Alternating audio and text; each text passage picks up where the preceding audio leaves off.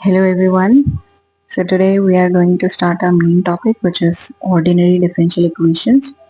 Why ordinary? Because here we are going to deal with the differential equations having only one independent variable, right? Now the very first question is where these differential equations come from. So in our practical life we encounter certain problems that need to be modeled mathematically to understand and solve them. For example, growth pattern of a particular bacteria. Now, if you want to study or if you want to understand the growing pattern of a particular bacteria, what will we do? How can we do that? So that's where differential equations become relevant.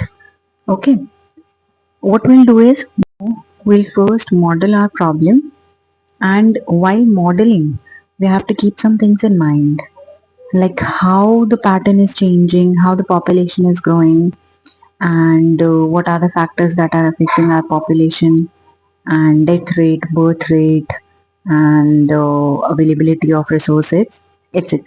So keeping all these things in mind, we model our problem, and then after modeling we convert it into a differential equation, and then we solve that differential equation to get a solution that exactly represents our problem. Okay, now let's try modeling our problem. Okay, so typically the population grows exponentially. That means the current population is directly related to the previous one.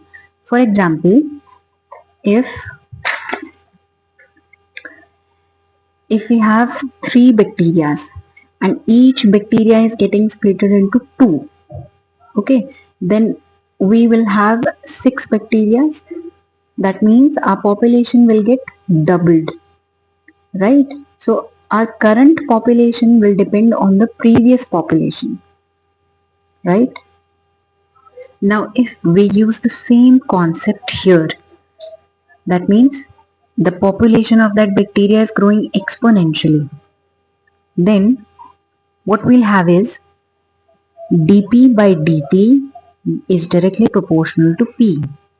That means dp by dt means the rate of change of population, and the rate of change of population is related to the population itself. Okay, so we can represent this population change as dp by dt directly proportional to p, right? Now you know that whenever we replace this directly proportional sign with an equal to, we use a growth constant, right? So here we are using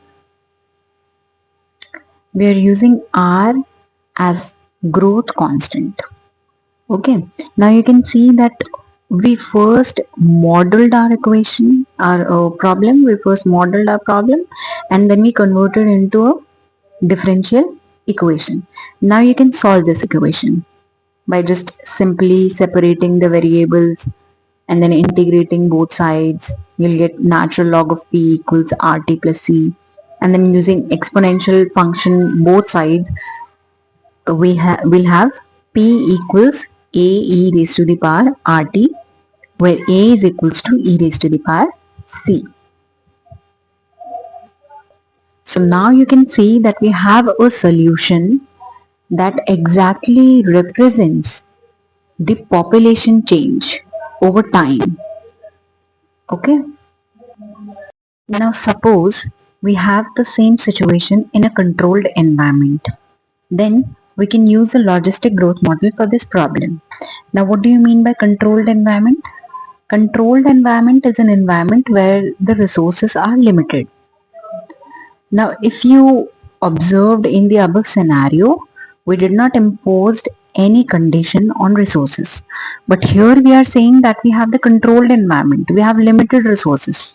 Then how is it going to affect our population? Due to limited resources, the growth can only happen up to a certain level, and then it becomes impossible to grow further and then survive. Okay, so that's why we are using logistic growth model here, which is stated as dp by dt equals rp 1 minus p by k, where k is the carrying capacity of the environment. Carrying capacity means the maximum population that the environment can sustain. That means the maximum population up to which the bacteria can grow is k.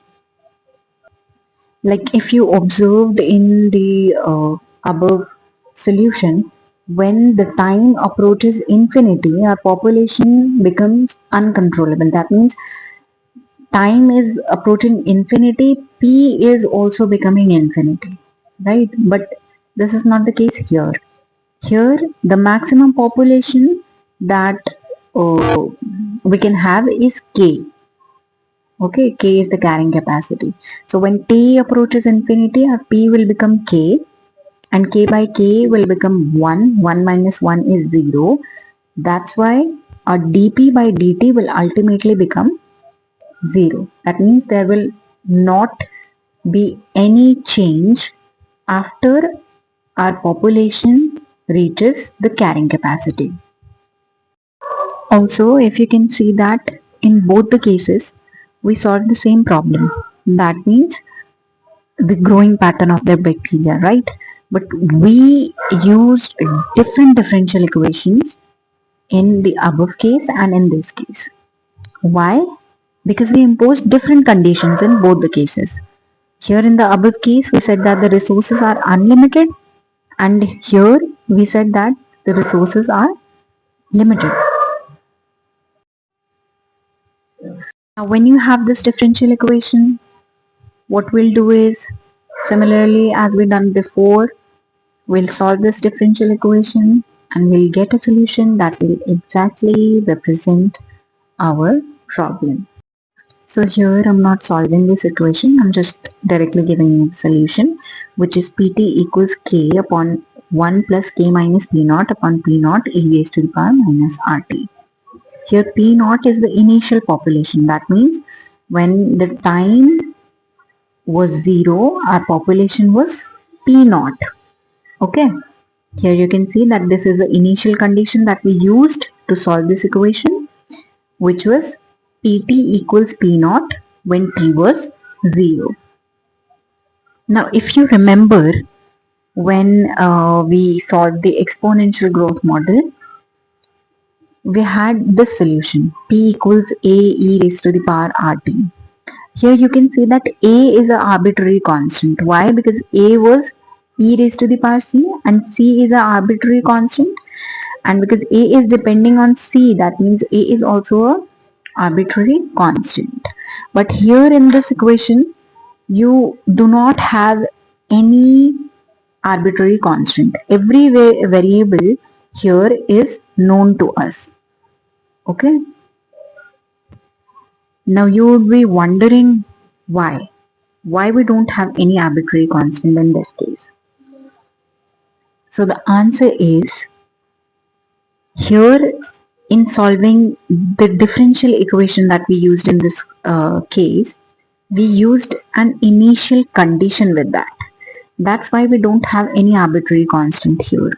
But in the above case, in the exponential growth model, we do not use any initial condition while solving this problem. Okay, now you would be wondering that what is this initial condition? Okay, why we are using it? How will we use that? So this we'll discuss in the next lecture. The topic for our next lecture will be initial value problem, and I'll explain each and everything related to initial condition in that lecture. Okay, that's all for today. Thanks for watching.